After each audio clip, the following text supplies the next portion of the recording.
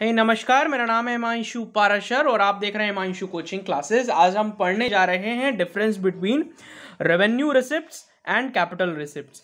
ये revenue receipts और capital receipt जो होती हैं ये बजट में काफ़ी ज़्यादा यूज़ होती हैं। मतलब इनका जो आपका कनेक्शन है वो रियल लाइफ से है। मतलब आपने देखा होगा कि हम बहुत कुछ ऐसी चीज़ें पढ़ते हैं पढ़ाई में जिनका यूज़ हमको कभी फ्यूचर में देखने को नहीं मिलता या आने वाले समय में देखने को नहीं मिलता। पर आज जो मैं आपको टॉपिक लेके आया हूँ उसका जो टॉपिक है वो है, ये टॉपिक है रेवेन्यू रिसिप्ट्स और कैपिटल रिसिप्ट। और इनका यूज़ आपको बजट में देखने को मिलता है। जो हमारी जो हमारी गवर्नमेंट जो होती है वो बजट पेश करती है ना, फाइनेंस मिनिस्ट्री जो बजट बनाती है उसमें ये टर्म यूज़ होते हैं, जो टर्मिनोलॉजी है वो यूज़ होती है, रेवेन्यू रिसिप्ट्स और कैपिटल रिसिप्ट्स।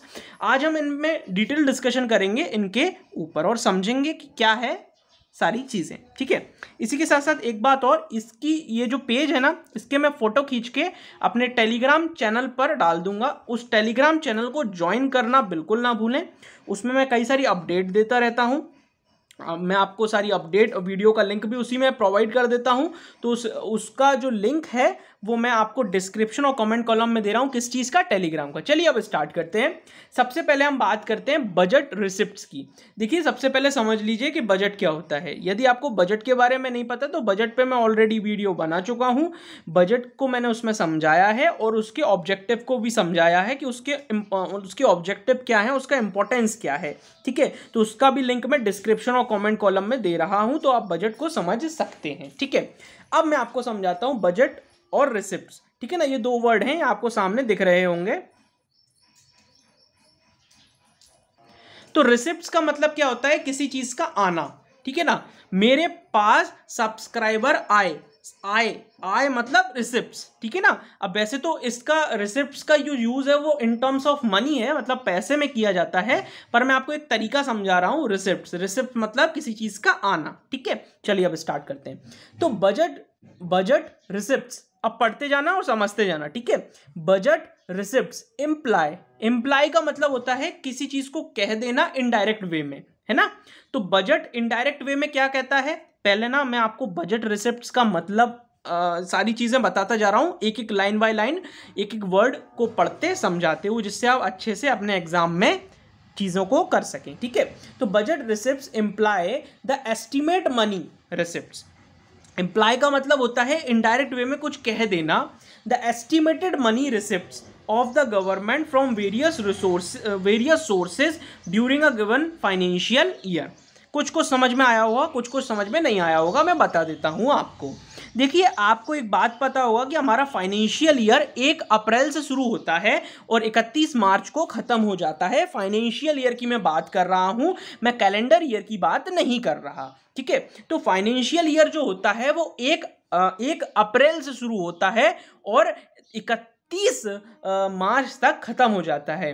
तो बजट रिसिप्ट्स हमको ये बताता है कि कितना एस्टिमेटेड मनी, एस्टिमेटेड मतलब आपने कितना, मतलब एस्टिमेटेड मतलब एक अप्रॉक्स मनी है ना, एक अप्रॉक्स की इतना तो हमको मिलेगा ही मिलेगा, है ना।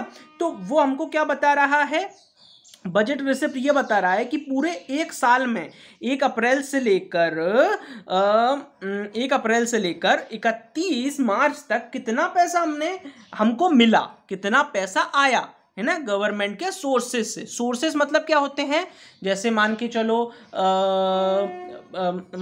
चलो मैं नेट डलवाता हूं ना, तो मैं नेट डलवाता हूं तो उसमें जीएसटी लगता है ना, टैक्सेस लगते हैं। तो टैक्सेस ये कहाँ जाते हैं? गवर्नमेंट के पास जाते हैं। तो गवर्नमेंट पैसा कमाती है इन सब चीज़ों से। हम अमेज़ॉन से कोई प्रोडक्ट मंगाते हैं, फ्लिपकार्ट से कोई प्रोडक्ट मंगाते हैं, हम खुद सामान लेने जाते हैं, कुरकुरे खरीदते हैं, चिप्स खरीदते हैं, मैगी खरीदते हैं, कोल्ड ड्रिंक खरीदते हैं, इन सब में हम टैक्स देते हैं गवर्नमेंट को। तो ये गवर्नमेंट के सोर्सेज हुए। तो बजट रिसिप्ट का मतलब क्या होता है? पैसा आना। ठीक है ना, तो बजट रिसिप्ट मतलब आना। तो budget receipt imply the estimate money receipt of the government from various sources, कई सारे सोर्सेज से आते हैं during a given financial year. यहां तक बात क्लियर है? मैंने आपको बता दिया कि क्या होता है बजट रिसिप्ट। ठीक है, यहां तक आपको बात क्लियर हो गई होगी कि एक फाइनेंशियल ईयर में पूरे एक साल में कितना पैसा हमारे पास आ रहा है, वो बजट रिसिप्ट है, ठीक है ना। अब मैं आपको बताता हूं बजट रिसिप्ट को फर्दर आगे तोड़ा गया है, क्लासिफाई किया गया है रेवेन्यू रिसिप्ट्स में और कैपिटल रिसिप्ट्स में, ठीक है। The following chart exhibits the structure of government receipt. तो आगे मैं आपको चार्ट बताने वाला हूं, वो चार्ट आपको क्या बताएगा, एग्जिबिट करेगा, मतलब दिखाएगा कि गवर्नमेंट का जो बजट रिसिप्ट्स है, मतलब कहां से गवर्नमेंट को पैसा आता है, वो सारी चीजों के बारे में मैं चार्ट के द्वारा आपको समझा रहा हूं। शांति से इस वीडियो को देखते रहना, सारी चीजें क्लियर होती जाएंगी। ये देखो, ये है बजट रिसिप्ट्स, ये है बजट रिसिप्ट्स। तो बजट रिसिप्ट्स का ये चार्ट है। ये बजट रिसिप्ट जो मैंने अभी आपको समझाया, ये इसके दो पार्ट हैं, रेवेन्यू रिसिप्ट्स और कैपिटल रिसिप्ट्स। यहां पे मैं रिसिप्ट्स लिखना भूल गया, जगह कम थी, तो याद रखना यहां पे कैपिटल रिसिप्ट्स लिखा जाएगा। कैपिटल रिसिप्ट्स मतलब रेवेन्यू रिसिप्ट मतलब पैसा आया, और कैपिटल रिसिप्ट भी मतलब पैसा आया, ठीक है ना। दोनों का मतलब अभी यही समझो, है ना। फिर मैं आगे इसको अच्छे से आपको क्लियर करता जाऊंगा। यहां पे कैसे आया पैसा, टैक्स रेवेन्यू से, नॉन टैक्स से, डायरेक्ट टैक्स, इनडायरेक्ट टैक्स से, सारी चीजें बताऊंगा। ये डायरेक्ट टैक्स और इनडायरेक्ट टैक्स के बारे में यदि आप जानना चाहते हो ना, तो इसका भी लिंक मैं डिस्क्रिप्शन में आपको प्रोवाइड कर रहा हूं, डिस्क्रिप्शन और कमेंट कॉलम में। ये बहुत अच्छी वीडियो है, कम से कम 10-11 हज़ार लोग इस वीडियो को अभी तक देख चुके हैं। डायरेक्ट टैक्स और इनडायरेक्ट टैक्स का डिफरेंस बिटवीन, आप चाहें तो आप भी देख सकते हैं, ठीक है। चलिए आगे बढ़ते हैं। कैपिटल रिसिप्ट्स, कैपिटल रिसिप्ट्स में क्या होता है, पैसा आता है ना, किसके द्वारा, बोरिंग्स के द्वारा। बोरिंग्स का मतलब क्या होता है, उधार ले लेना किसी से। रिकवरी ऑफ लोन, हमने किसी को लोन दिया, वहां से रिकवरी आ गई, उसने पूरा लोन लौटा दिया, तो ऐसे गवर्नमेंट को पैसा मिल जाता है, ठीक है। दूसरा डिसइन्वेस्टमेंट, डिसइन्वेस्टमेंट आजकल आप देख रहे हैं कि आप देख रहे हैं ना कि बैंकों को बेचा जा रहा है ना। बैंकों की जो हिस्सेदारी है गवर्नमेंट सरकार जो है वो बेच रही है, तो उसको कहते हैं डिसइन्वेस्टमेंट। यदि आप डिसइन्वेस्टमेंट के बारे में जानना चाहते हो ना कि डिसइन्वेस्टमेंट क्या होता है, और मैंने अपना व्यू भी दिया है कि डिसइन्वेस्टमेंट सही है या गलत है ना, गवर्नमेंट क्या जो कर रही है वो सही है या गलत है, इस पर मैंने वीडियो बनाया हुआ है, तो ये भी आप देख सकते हैं। इसका भी लिंक मैं डिस्क्रिप्शन और कमेंट कॉलम में दे रहा हूं।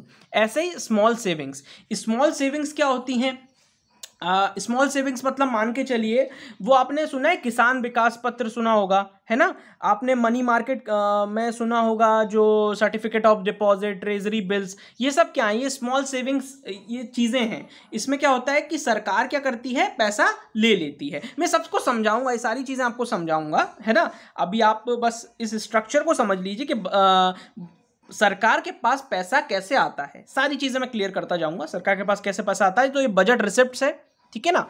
रेवेन्यू रिसिप्ट्स और कैपिटल रिसिप्ट्स इसके पार्ट थे। अब हम आगे बढ़ते हैं, रेवेन्यू रिसिप्ट्स और कैपिटल रिसिप्ट्स को समझते हैं। अभी तक हमने क्या समझा, अभी तक 8 मिनट की वीडियो हो गई है, और अभी तक हमने इस वीडियो में ये समझा कि बजट रिसिप्ट्स एक टर्म होता है इकोनॉमिक्स के अंदर, इकोनॉमिक्स सब्जेक्ट के अंदर एक बजट रिसिप्ट का एक शब्द आता है। उसका मतलब ये होता है कि एस्टिमेटेड मनी, मतलब अनुमान का जो पैसा है, मतलब अनुमान मतलब एक अप्रोक्सीमेशन, कितना पैसा हमारे पास आया एक साल के अंदर। अब वो किसके थ्रू आता है, रेवेन्यू रिसिप्ट्स के थ्रू और कैपिटल रिसिप्ट के थ्रू। अभी अब तक हमने इतना समझा इस पूरे पेज में। अब हम आगे बढ़ते हैं और आगे समझते हैं रेवेन्यू रिसिप्ट्स और कैपिटल रिसिप्ट्स के बारे में, ठीक है। अभी हमने बजट रिसिप्ट्स को समझ लिया। यहां तक यदि क्लियर हो तो आप लाइक वीडियो को जरूर कर देना, और यदि कोई डाउट हो तो वो आप कमेंट कॉलम में कमेंट कर सकते हैं।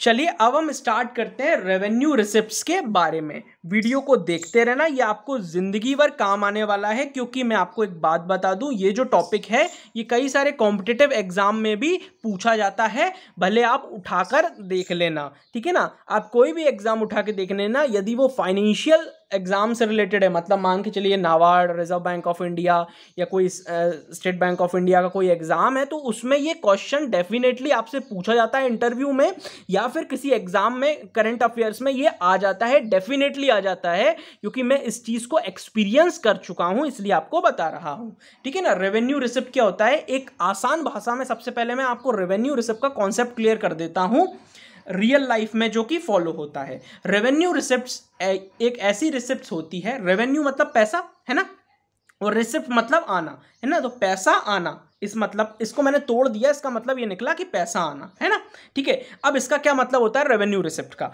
रेवेन्यू रिसिप्ट का सिंपल मतलब ये होता है कि सरकार पैसा कमाती है, सरकार को पैसा मिलता है, मतलब हमारी एक गवर्नमेंट है, उसके पास पैसा पहुंचता है किसके माध्यम से? रेवेन्यू रिसिप्ट्स के माध्यम से। अब रेवेन्यू रिसिप्ट के माध्यम से कैसे पहुंचता है ये तो बताओ आप। हाँ, तो ये पहुंचता है इनकम टैक्स के द्वारा, ठीक है।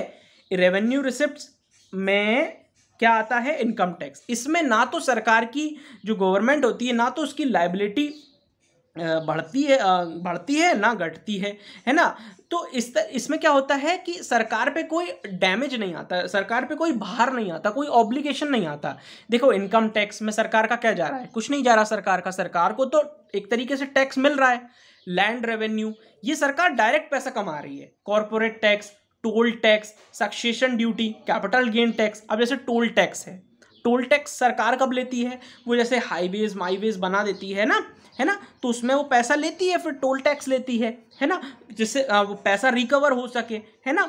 तो इसमें पर यदि जिस फॉर्म में सरकार पैसा लेती है, टोल टैक्स के फॉर्म में जब सरकार पैसा लेती है, तो क्या सरकार का कोई कुछ हो रहा है क्या? उसमें सरकार को जा रहा है क्या? नहीं, वो तो हम टैक्स दे रहे हैं, टोल टैक्स, इनकम टैक्स हम दे रहे हैं, तो सरकार को उसमें डायरेक्ट फायदा होता है, मतलब डायरेक्ट पैसा पहुंचता है सरकार के पास। ऐसे ही इनडायरेक्ट टैक्स क्या होता है? उसमें जीएसटी। अब जीएसटी मान के चलो, मैं एक रेस्टोरेंट में खाना खाने गया, वहां पर 5% जीएसटी लगा, ठीक है, तो उसमें क्या सरकार का कोई नुकसान है क्या? नहीं है, है ना। तो सरकार को उसको फायदा है, क्योंकि सरकार को मेरे थ्रू वो पैसा मिल रहा है ना। तो वही मैं आपको समझा रहा हूं कि रेवेन्यू रिसिप्ट का क्या मतलब हुआ। सिंपल टर्म में रेवेन्यू रिसिप्ट का मतलब ये हुआ कि पैसा आ रहा है और सरकार की उसमें लायबिलिटी ना ही बढ़ रही है ना ही घट रही है, ठीक है। अब मैं पढ़ के आपको बताता हूं, समझ में आ जाएगा। Revenue receipts are those receipts, थोड़ा सा जूम कर देता हूं। Revenue receipts are those receipts which neither creates any liability. Liability मतलब एक तरीके से, लायबिलिटी का मतलब क्या होता है मैं आपको बता देता हूं। लायबिलिटी मतलब हमारे जेब से पैसा जाना, ऐसा समझ लीजिए आसान भाषा में। लायबिलिटी मतलब हमारी जेब से पैसा जाना, ठीक है, और एसेट मतलब हमारी जेब में पैसा आना, बस ऐसा समझ लीजिए अभी हाल फिलहाल में। वैसे तो इसका जो टर्म है वो थोड़ा सा और एलोबरेट करके, थोड़ा और डिफाइन करके है, पर अभी मैंने जो आपको कॉन्सेप्ट समझा दिया कि लायबिलिटी का मतलब पैसा जेब से जाना और एसेट का मतलब पैसा जेब में आना, ठीक है।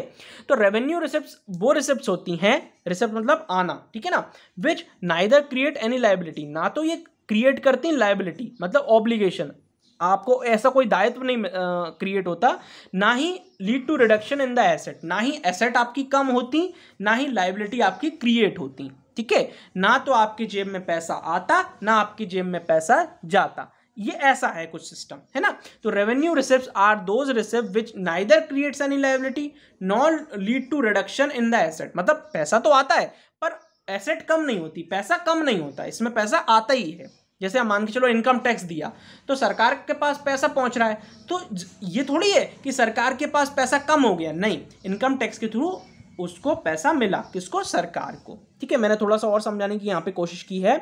Revenue receipts neither create liability, ना तो ये लायबिलिटी क्रिएट करती और ना तो ये एसेट को रिड्यूस करती, ठीक है। चलिए अब कुछ टैक्स रेवेन्यू बता देता हूं जिसमें टैक्स से फायदा होता है, मतलब जो टैक्स हम पर सरकार लगाती है उससे गवर्नमेंट को फायदा होता है। कैसे होता है?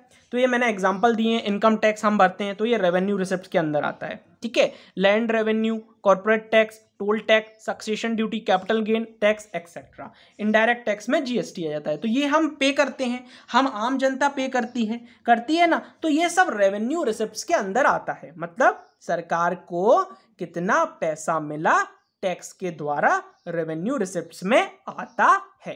चलिए अब मैं नॉन टैक्स रेवेन्यू को बता देता हूं। तो नॉन टैक्स रेवेन्यू भी किसके अंदर आती है? रेवेन्यू रिसिप्ट्स के अंदर आती है, ठीक है। नॉन टैक्स रेवेन्यू क्या होती है? इंटरेस्ट, हमने इंटरेस्ट दिया किसी चीज पर, हम मान के चलिए इंटरेस्ट दे रहे हैं। प्रॉफिट एंड डिविडेंड, है ना।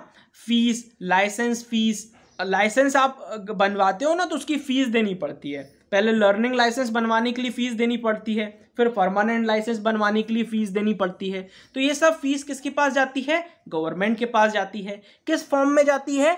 रेवेन्यू रिसिप्ट्स के फॉर्म में, ठीक है। और पेनल्टीज, कई बार आपने देखा होगा ना कि ट्रैफिक पुलिस वाले लोग खड़े रहते हैं, है ना, चालान बनाने के लिए। क्यों? क्योंकि हम हेलमेट नहीं लगाते, या हमारे पास लाइसेंस नहीं है, या फिर हमारे पास हमने इंश्योरेंस नहीं करा रखा, गाड़ी के कागजात नहीं है। तो उस वक्त हमको जो फाइन लगता है वो भी सरकार के पास पहुंचता है। किस फॉर्म में? रेवेन्यू रिसिप्ट्स के फॉर्म में। Gifts, grants, four features, special assessment of property, ये सारे एग्जाम्पल्स हैं जो कि रेवेन्यू रिसिप्ट्स के हैं। इस माध्यम से, इन सभी के माध्यम से रेवेन्यू रिसिप्ट्स हमारा बढ़ता है, मतलब सरकार के पास पैसा पहुंचता है इन सब एग्जाम्पल से जो मैंने आपको दिए। और वो किसके अंदर आता है? रेवेन्यू रिसिप्ट्स के अंदर आता है।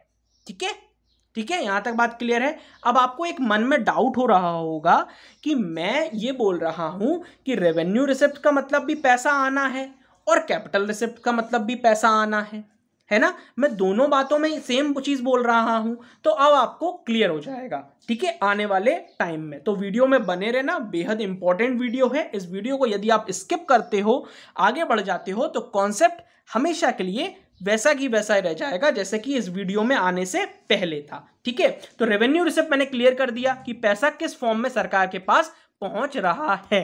ठीक है, अब हम पढ़ेंगे कैपिटल रिसिप्ट्स के बारे में। ठीक है, अब आप समझिए कि कैपिटल रिसिप्ट्स में क्या होता है। अभी मैंने दोनों का एग्जाम्पल दिया था और दोनों को मैंने ये समझाया था कि रेवेन्यू रिसिप्ट्स और कैपिटल रिसिप्ट दोनों सेम होती हैं। मैंने ऐसा बोला था ना कि इसमें दोनों में पैसा आता है, पर फिर हम डिफरेंस क्यों पढ़ रहे हैं इसका? ये समझने वाली बात हुई ना कि हम इसका डिफरेंस क्यों पढ़ रहे हैं। तो आओ हम समझते हैं कि हम रेवेन्यू रिसिप्ट तो हमने जान लिया कि हाँ यार सरकार के पास पैसा आ रहा है, टैक्स के द्वारा, नॉन टैक्स के द्वारा सरकार के पास पैसा आ रहा है, पर कैपिटल रिसिप्ट में कैसा पैसा आ रहा है ना, वो देखते हैं, तभी तो इसका डिफरेंस देखा जाएगा, है ना। चलिए, तो कैपिटल रिसिप्ट्स की जब मैं बात करूं तो refers to those receipt which create liability. हाँ, यहां पे आया डिफरेंस, पहला डिफरेंस तो यही था। ठीक है, मैं बताता हूं कैसे डिफरेंस था। देखो, पढ़ो फिर से। Capital receipt refers to those receipt which create liability. अच्छा, कैपिटल रिसिप्ट जो होती है वो लायबिलिटी को क्रिएट करती है, मतलब हमारी जेब से पैसा जाता है, मतलब अभी तो पैसा आ रहा है। देखना, सुनना मेरी बात को बहुत ध्यान से। कैपिटल रिसिप्ट का मतलब ये होता है कि पैसा आना, पैसा आया, पर जो मीनिंग है कैपिटल रिसिप्ट की वो ये है कि capital receipts refers to those receipts which create liability, पर ये लायबिलिटी क्रिएट करती है। मतलब इसका मतलब ये हुआ कि फ्यूचर में शायद हमारी जेब से पैसा जाए, इसका मतलब ये लोन ले रहे हैं हम। देखो, जब आप लोन लेते हो तो क्या होता है, पैसा आ जाता है, तो वो हुआ कैपिटल रिसिप्ट्स, वो हुआ कैपिटल रिसिप्ट। सरकार कई बार लोन लेती है ना, मान के चलिए वर्ल्ड बैंक से लोन ले लिया, IMF से लोन ले लिया, या फिर किसी बैंक से लोन ले लिया, लेते हैं ना, कई बार लेते हैं सरकार, गवर्नमेंट लोन लेती है, कई बार उसके जो प्रोजेक्ट होते हैं उनको कंप्लीट करने के लिए लोन लेती है, पैसा नहीं कम होता है तो लोन लेती है ना। तो ऐसे लोन लेती है, तो वो लोन लेती है, पर सरकार को फिर इंटरेस्ट भी तो चुकाना पड़ता होगा ना, तो उसके लिए सरकार के लिए क्या हुई, लायबिलिटी हुई। इसलिए लिखा है कि capital receipts refers to those receipt which create liability और which lead to reduction in asset, मतलब एसेट भी कम होती है और लायबिलिटी भी क्रिएट हो जाती है, मतलब जेब से पैसा भी जाता है और एसेट भी कम हो जाती है ना। ठीक है ना, मतलब जो जेब में पैसा पड़ा रहता है ना, एसेट मतलब जेब में पैसा आना, तो जेब में जो पैसा पड़ा रहता है वो भी कम हो जाता है। क्यों कम हो जाता है? अरे, लायबिलिटी का मतलब क्या होता है, पैसा जेब से जाना, तो जब पैसा जेब से जाएगा तो एसेट कम नहीं होगी, बनी बनाई बातें कम होगी। देखो, कैपिटल रिसिप्ट का ये पहला डिफरेंस है। देखो यहाँ पे क्या लिखा है, क्रिएट लायबिलिटी और रिडक्शन इन एसेट, और यहाँ पे क्या लिखा था, are those receipt which neither create any liability. ना तो यहाँ पे लायबिलिटी क्रिएट होती थी और ना ही एसेट कम होती थी। क्यों? क्योंकि यहाँ पे पैसा सरकार का जाता ही नहीं था जेब से, यहाँ पे तो हम जेब से पैसा देते थे, पर सरकार के टर्म्स में तो सरकार को फायदा होता था ना इधर रेवेन्यू रिसिप्ट्स में, पर कैपिटल रिसिप्ट में ऐसा नहीं होता। कैपिटल रिसिप्ट्स में ऐसा नहीं होता। इस वीडियो को इतना एलोबरेट, इतना डिफाइन, इतना एक्सप्लेन इसलिए कर रहा हूं क्योंकि यदि आज ये कॉन्सेप्ट क्लियर हो गया तो कभी भी आगे फ्यूचर में इसको पलट पलट के बार बार नहीं पढ़ना पड़ेगा, एक ही बार दिमाग में फिट हो जाएगा, सेट हो जाएगा। ठीक है, तो कैपिटल रिसिप्ट्स को पढ़ें। अब फिर से पढ़ लिया हमने, यहां तक तो पढ़ लिया कि भैया ये लायबिलिटी को क्रिएट करता है और एसेट को कम कर देता है कैपिटल रिसिप्ट्स। अब एग्जांपल देखते हैं, भैया ये कैसे कम कर रहा है ये भी तो पता चले। कैपिटल रिसिप्ट्स तो बोरिंग्स बाय द गवर्नमेंट, क्या होता है, सरकार उधार लेती है। उधार कोई मजाक के लिए नहीं लेते, है ना। सरकार को काम जो पेंडिंग पड़े होते हैं उनको पूरा करना होता है। कोई प्रोजेक्ट पूरा छूटा हुआ है, कोई पुल बनना है, देखो सरकार अपने जेब से पैसा नहीं देगी किसी चीज को बनाने के लिए। क्या कोई जेब से पैसा देता है? नहीं देता, है ना। वो तो घुमाया जाता है पैसों को, जैसे हमसे टैक्स लिया, उसको उस काम में लगा दिया, उसको उस काम में लगा दिया, ऐसे करके घुमाया जाता है पैसा। फिर जो टैक्स का पैसा कम पड़ जाता है, हमसे जो लिया जाता है वो पैसा कम पड़ जाता है, तभी तो कहते हैं ना पब्लिक प्रॉपर्टी है। पब्लिक प्रॉपर्टी क्यों कहते हैं? रेलवे स्टेशन को पब्लिक प्रॉपर्टी क्यों कहा जाता है? रोड को पब्लिक प्रॉपर्टी क्यों कहा जाता है? क्योंकि उसमें पब्लिक का पैसा इन्वॉल्व रहता है, इस कारण से। ठीक है, चलिए अब एग्जांपल समझते हैं और अच्छे से एलोबरेट सारी चीज़ों को डिफाइन करता हूं। तो borings bye the government, government जब उधार लेती है तो उसको क्या कहा जाता है? Are capital receipts because they lead to an increase in the liability of the government. इससे क्या होता है? सरकार की लायबिलिटी बढ़ जाती है। अच्छा, कैसे बढ़ गई यार लायबिलिटी? बोरिंग, मान के चलिए मैंने वर्ल्ड बैंक से लोन लिया तो मेरी जेब में तो पैसा आ रहा है, तो फिर लायबिलिटी कैसे बढ़ गई? मेरी जेब में तो पैसा आया, ये तो मेरे लिए असेट हुई। हाँ, पर ये कुछ टाइम के लिए आपके लिए असेट हुई, पर आपको इंटरेस्ट भी देना है और फिर बाद में लोन चुकाना भी है, तो जेब से पैसा जाएगा ना, और फिर जो आपकी एसेट थी वो कम होगी ना। तो वही तो समझाया है इसमें, समझ में आ रहा है? यहां तक अगर वीडियो अच्छा लग रहा हो ना तो वीडियो को लाइक कर देना और एक बार शेयर कर देना। ठीक है, सेकंड पॉइंट देखिए, यहां तक ये वाला फर्स्ट पॉइंट समझ में आ गया होगा, मैं ऐसा मान रहा हूं। ठीक है, tax receive by the government, tax receive करती है, is not a capital receipt. देखो जो टैक्स रिसीव करती है ना गवर्नमेंट, वो कैपिटल रिसिप्ट्स में नहीं आता, वो कैपिटल रिसिप्ट्स में नहीं आता, वो किस में आता है? रेवेन्यू रिसिप्ट्स में। ये दूसरा आपका सबसे बड़ा पॉइंट था जो क्लियर हो गया। रेवेन्यू रिसिप्ट्स में टैक्स आते हैं और कैपिटल रिसिप्ट्स में टैक्स नहीं आते। टैक्स के द्वारा नहीं कमाती कैपिटल रिसिप्ट्स में पैसा। देखो मैंने क्या बताया था शुरुआत में, वीडियो के शुरुआत में बता दिया था कि रेवेन्यू रिसिप्ट का मतलब भी पैसा आना होता है और कैपिटल रिसिप्ट का मतलब भी पैसा आना होता है। रेवेन्यू रिसिप्ट में पैसा कैसे आता है? टैक्स के द्वारा। पर कैपिटल रिसिप्ट में पैसा कैसे आता है सरकार के पास? उधार के द्वारा। ठीक है, यहां तक भी पॉइंट क्लियर हो गया होगा ऐसा मैं मान रहा हूं। एक बार फिर से मैं पढ़ के बता देता हूं कि tax received by the government is not a capital receipt. Capital receipt नहीं होता because it does not lead to creation of any liability, because it does not lead to creation of any liability.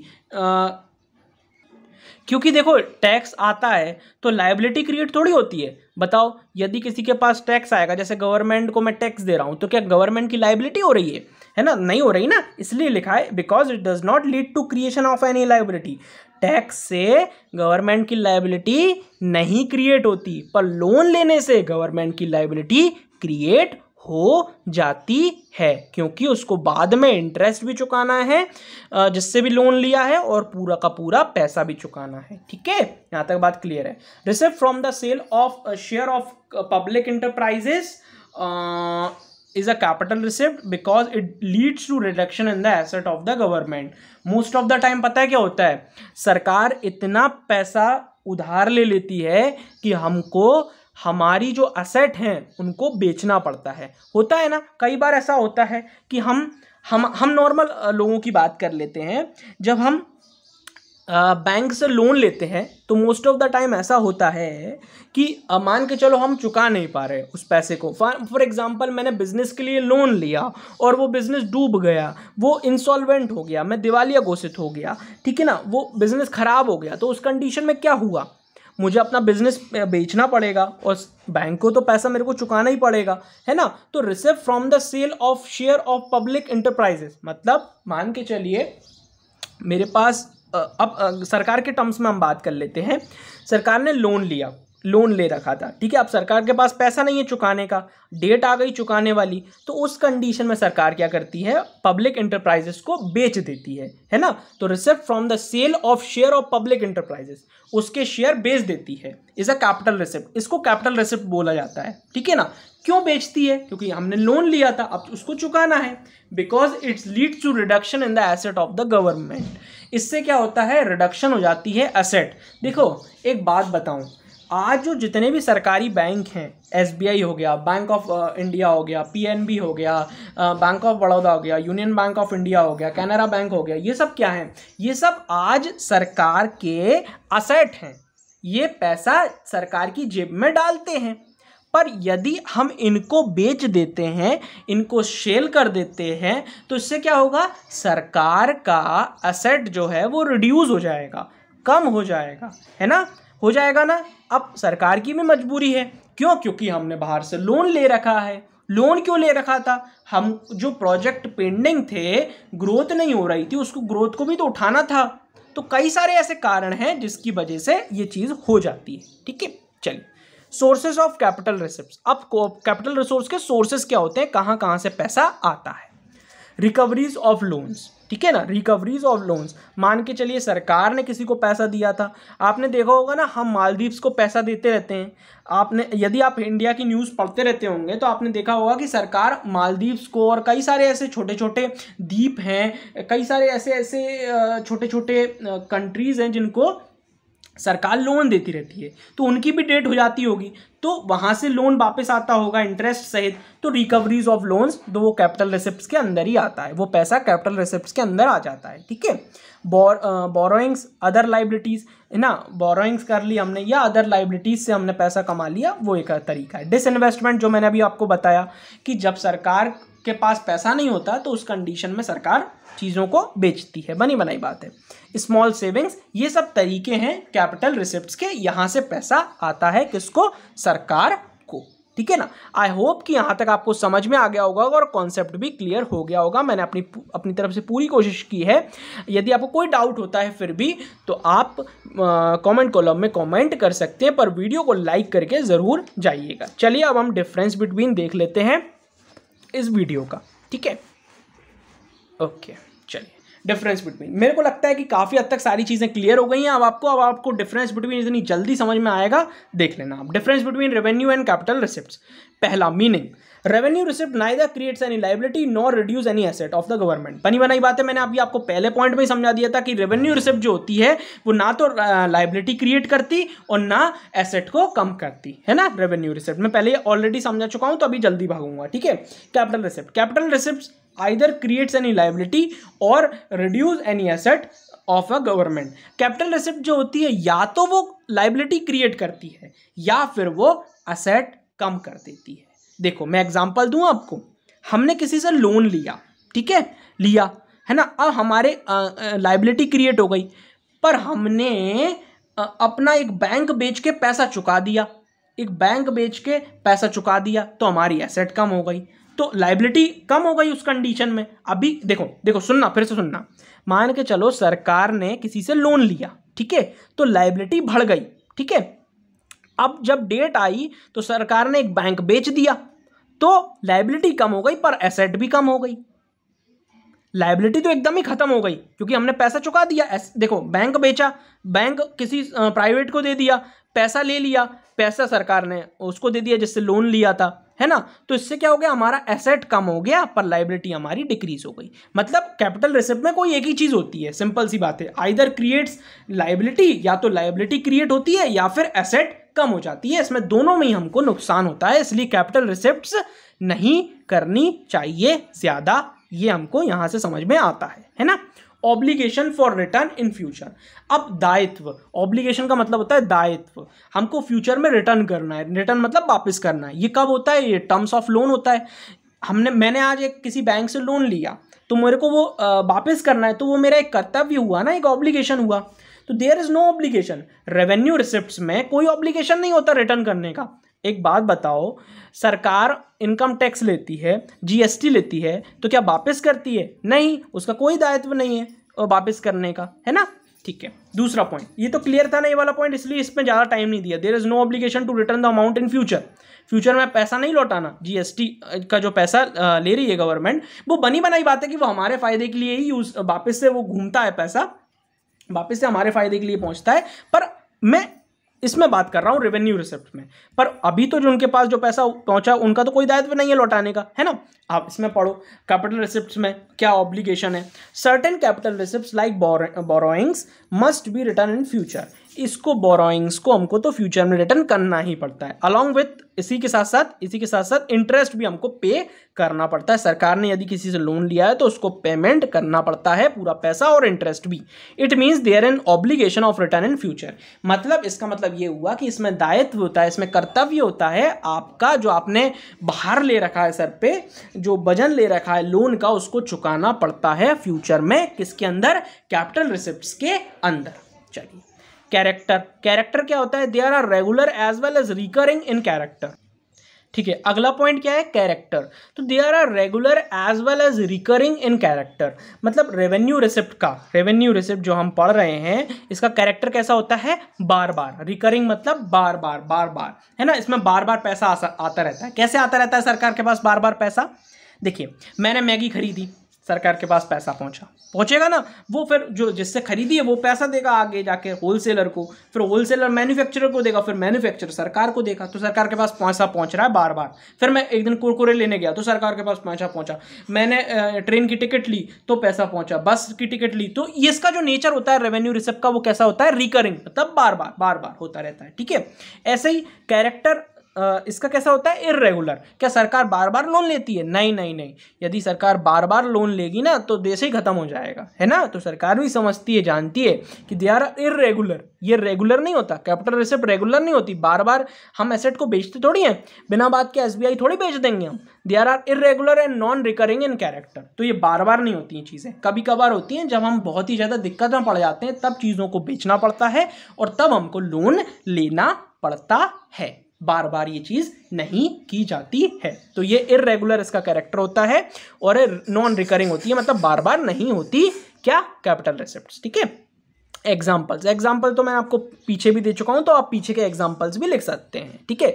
Income tax, goods and service tax मतलब GST और non tax revenue, interest fees, ठीक है, और borrowings और disinvestment. तो it is all about the video, ये था video revenue receipts और कैपिटल रिसिप्ट्स का। ये वीडियो थोड़ा सा जरूर बड़ा हो गया होगा, पर एक पूरा का पूरा क्लास थी, जैसे कि आपकी स्कूल में क्लास लगती है ना, वैसे ये क्लास थी, है ना, मतलब वो वाली क्लास नहीं बोल रहा, मारने पीटने वाली क्लास नहीं बोल रहा, मैं बोल रहा हूँ क्लास पढ़ने वाली, है ना। तो ये उसी टाइप की क्लास थी। आई होप कि आपको पूरा कॉन्सेप्ट क्लियर हो गया होगा, है ना। यदि कोई डाउट हो तो आप मेरे को कमेंट कॉलम में कमेंट कर सकते हैं, और हमारा जो नेक्स्ट वीडियो है, यदि यहाँ तक कोई देख रहा है तो उसको कॉन्सेप्ट तो क्लियर हो गया होगा, और वो लाइक ज़रूर करे, जो यहाँ तक वीडियो देख रहा है ना, वो कॉमेंट भी करे और लाइक भी करे, क्योंकि वो स्टूडेंट काफ़ी ज़्यादा इंपॉर्टेंट है मेरे लिए, है ना। अगला वीडियो हम इस पे लाएंगे, तो आप तैयार रहना रेवेन्यू एक्सपेंडिचर और कैपिटल एक्सपेंडिचर पढ़ने के लिए। बने रहना इस चैनल पर। थैंक यू सो मच इस वीडियो को देखने के लिए। इस चैनल को सब्सक्राइब नहीं किया तो फिर आपने सब्सक्राइब कर लीजिए, क्योंकि बहुत इंपॉर्टेंट है, आप इस सेशन को देखकर समझ गए होंगे।